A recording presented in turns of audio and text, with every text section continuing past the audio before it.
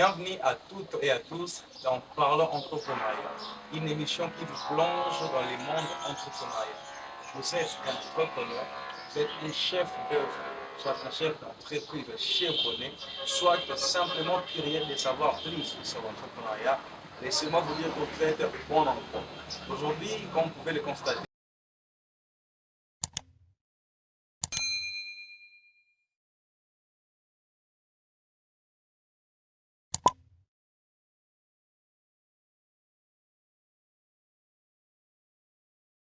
avec ces deux entrepreneurs, c'est des leaders d'opinion sur un thème qui est tous tirent sur moi. C'est un thème vraiment complexe qui part d'un domaine à un autre, mais aujourd'hui nous avons cadré cela dans le cadre, excusez-moi pour la tautologie, de l'entrepreneuriat. Et d'entrée de jeu, j'aimerais commencer par M. Frahim. Déjà, comment pouvez-vous nous expliquer d'abord ces thèmes? Oui, Jean-Pierre, s'il faudrait répondre à votre question, j'aimerais essayer d'abord d'aplanir le dos d'âne par rapport à ça, pour permettre aux gens d'être sur la même longueur d'onde avec nous. Tous tirent sur moi en lingala, bon so, bazo betangai, c'est ça. Dans le tous, il n'y a pas que les hommes physiques, ça peut être notre propre morale, ça peut être les hommes, notre âme, ça peut être notre une personne intérieure de nous, les échecs que nous commettons, les critiques que les gens visent sur notre réalisation, tout ça, ça fait partie de tous qui tirent sur nous. S'il faudrait répondre par rapport à votre question maintenant, dans nos réalisations, dans mes propres réalisations ou accomplissements, je les subis que je ne peux même pas citer parce que j'en ai énorme. Tous ces gens-là qui tiraient sur moi, au début surtout, vous commencez un contrat avec quelqu'un, après quelques jours, vous verrez que non, il vous délaisse sans pourtant dire quelque chose, ce sont des tirs. Vous commencez à faire quelque chose, pas des gens qui se retirent subitement, sans s'excuser, sans présenter le pourquoi ces gens-là s'est retirés, tout ça ce sont des tirs. Et puis, quand vous remarquez ça d'une manière constante, ça commence à susciter des questionnements à l'intérieur de vous. Vous vous dites, qu'est-ce qui ne marche pas? Est-ce que c'est moi qui ne travaille pas bien?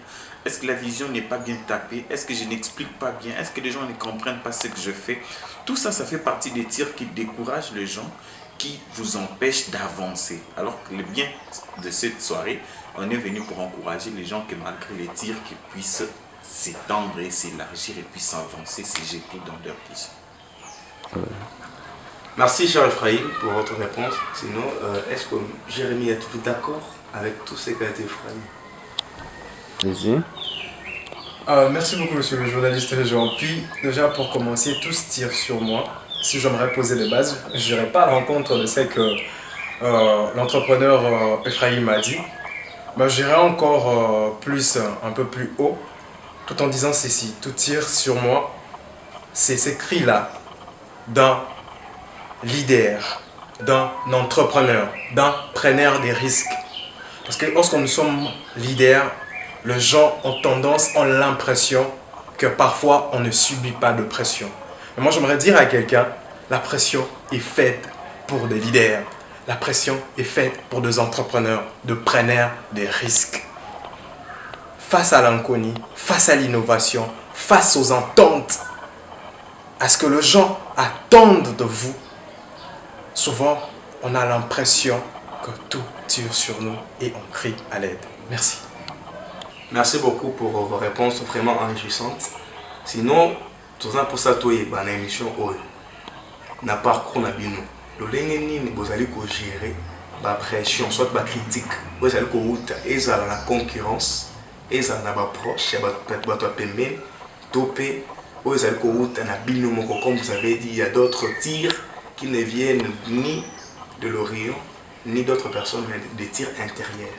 Donc comment faites-vous pour gérer cela? Là, je commence par M. Frey. Oui, s'il faut parler des tirs intérieurs, soit personnels, je l'ai subi déjà. À toute personne qui veut se lancer dans un domaine, il se pose la première question, si ça va tenir. La seconde, qu'est-ce que les gens vont dire. Si c'est un article à vendre, il se posera la question, est-ce que les gens vont acheter? Est-ce que je veux répondre à un besoin? Là, ce sont des bons entrepreneurs qui se posent ce genre de questions. Moi-même, je l'ai subi lorsque nous avons lancé notre première activité. C'était une activité virtuelle. Ça n'a pas tenu, bien que l'activité a marché. Mais après, on s'est dit que l'activité n'a pas tenu. Nous-mêmes, on a reconnu. Après 2-3 heures, l'intervenant nous appelle pour nous dire la même chose et nous donner des orientations. Dommage pour nous, l'intervenant est décédé. Pour nous dire les aléas de l'activité, comment ça n'a pas tenu et pourquoi ça n'avait pas tenu, que faire pour que la prochaine puisse tenir. Après, lorsqu'on a voulu organiser la prochaine activité, on s'est basé des critiques de l'intervenant, de nos propres critiques internes. On a lancé notre School Challenge et puis c'était une très grande réussite. Donc, à l'intérieur, nous-mêmes, on se disait, quand les gens viendront, est-ce qu'ils vont accepter ce qu'on va donner? Mais lorsque tu le fais d'une mauvaise manière, ça devient négatif, ça te décourage. C'est ça les critiques intérieures. Ça devient négatif. Mais lorsque tu utilises ça pour t'enrichir de la matière pour l'organisation de ces dits événements, tu trouveras le point positif de ces genres de critiques. Donc, j'ai subi ça tout le jour, même cette émission, je l'ai subi. Est-ce que ça va tenir? Qu'est-ce qu'on va dire déjà? Moi, pour commencer, lorsque je viens intervenir comme ça, je ne viens pas avec l'aide-mémoire. J'aime que ça coule de moi, ça vient à l'intérieur de moi, que ça soit l'âme qui parle. Quand je me dis déjà, qu'est-ce que je vais dire? Qu'est-ce que les gens vont dire après mon intervention? Ils ne peuvent pas m'insulter du point de vue physique avant qu'ils entendent ce que tu viens de dire. Ils commencent à t'insulter déjà. Tu vois, quand tu te poses toutes ces genres de questions, ce sont ton homme intérieur qui te combat déjà. Le tir intérieur. Merci, cher Ephraim, pour votre réponse. Sinon, est-ce que Jérémy est d'accord avec tout ce qu'a été Ephraim? Papa Jean-Pierre, une grande partie oui, mais j'aimerais juste souligner quelques approches que l'entrepreneur Ephraim a parlé. Déjà, quand vous parlez, Papa Jean-Pierre, vous parlez de critiques de proches, de concurrence et de critiques internes. Je ne sais pas si je me trompe. Alors déjà, de critiques de la concurrence, je parlais déjà de 2 sortes de critiques. En termes normal, critiques générales. Il y a des critiques positives, il y a des critiques négatives. En termes de la concurrence, souvent, il y a des critiques négatives. J'avais un professeur de biologie qui me disait toujours, en République démocratique du Congo et en Afrique, il n'y a pas des opposants. Il n'y a que le pas content. Alors, le critique positif est là pour insulter. Et négatif, excusez, est là pour insulter. Est là pour dénigrer. Quelque chose qui peut être blanche et tout, il dit que non, c'est noir. En fait, il est là pour dénigrer. Alors que le critique positif relève de gens qui nous sont proches. Alors ça, c'est pour nous aider. Au-delà de donner des critiques, il vous donne aussi des remèdes, comment y remédier. J'aimerais dire ceci, en ce qui concerne le critique négatif. Comment réagir à cela? Comment réagir face à cela? Comment gérer ça? Là, je serai en lingala Papa Jean-Pierre. Et en français. Mais je commence en français en disant ceci. Les actes que les gens posent envers toi, tu ne le maîtrises pas. C'est eux. Ça relève de leur liberté. Mais tes réactions à toi, tu peux le contrôler. Ta façon à toi d'agir envers eux, tu peux le contrôler. Tu as juste peut-être à les ignorer. Mais moi, je demanderais déjà à chaque entrepreneur de toujours souligner, de prendre en compte les critiques positives de leur approche. Alors, les critiques internes. Les critiques internes, comment moi j'appréhende ça, comment moi j'arrive à y remédier. Ce que j'étais en train de parler à quelqu'un de First Activity que je pu organiser, c'était la repentance d'eux. Une grande activité, vraiment la repentance d'eux. Et je savais l'impact que ça allait donner. Et au-delà de ça, je me posais une question, je me disais, le diable, les gens vont parler, et il y avait aussi une certaine nouveauté à l'intérieur de cette activité. Il y avait le rap et autres. Je me disais, les gens, comment ils vont accueillir ça? En fait, je me posais ces questions-là. Je voulais m'autodéterminer de façon, comment ça va attirer sur moi. Mais quelqu'un m'a dit une chose, transforme transforme tes peurs en prière. Moi, j'aimerais dire à quelqu'un, transforme tes peurs comme une force pour te propulser, pour aller de l'avant.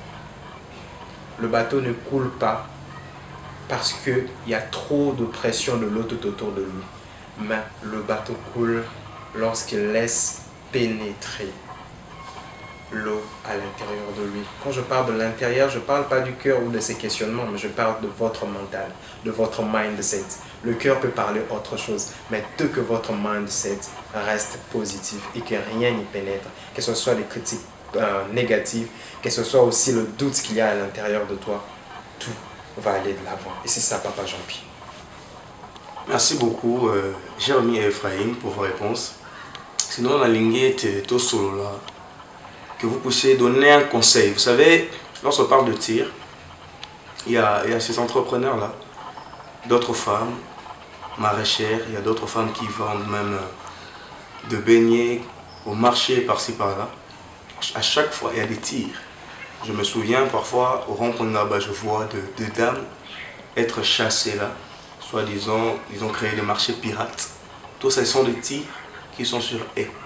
Et maintenant, moralement déjà, lorsque des gens pareils sont tirés fortement, une dame, une femme de foyer qui cherche peut-être quelque chose pour nourrir ses enfants, mais elle est tirée de cette sorte-là. Comment est-ce que mentalement, soit moralement, elle peut arriver à gérer tout ça? J'aimerais un peu que vous puissiez conseiller ces jeunes qui sont dans cet état et résumer en fait d'une manière brève comment ce soit à quoi pouvons-nous retenir de ces grands thèmes qui est tous tirent sur nous. Là je commence avec Jérémy, après on va clôturer avec Ephraim. Les critiques ne feront qu'exister.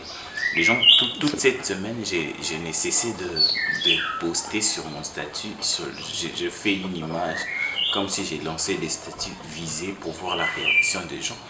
Déjà, c'est quelque chose que je ne fais pas. Je me suis dit de jouer dans cette peau-là pour voir ce que ça donne. Les critiques existent, ça va toujours exister. Maintenant, c'est à nous de savoir puiser sur les critiques. Moi, j'aime bien lorsque je puise dans des critiques. Ça m'aide à avancer. Quand on me critique, bien que je me sens abattu, au début, je me sentais vraiment abattu. Mais à un moment, je commence à m'habituer avec le critique, à faire comme si je faisais partie de cet enclos-là de TikTokers et TikTokeuses qui subissent les critiques. Et puis, ça les encourage à faire encore plus de lives, soit à avancer encore avec plus de la matière dans leur domaine pour leur permettre d'être encore plus influents. Donc lorsqu'on te critique, je pense que ça te rend encore plus haut.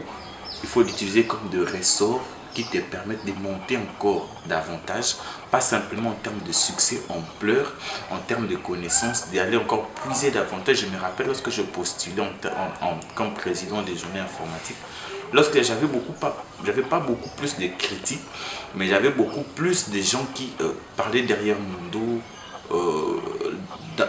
en face, ils te montrent autre chose. En arrière-plan, il y a un autre plan qui se prépare derrière toi.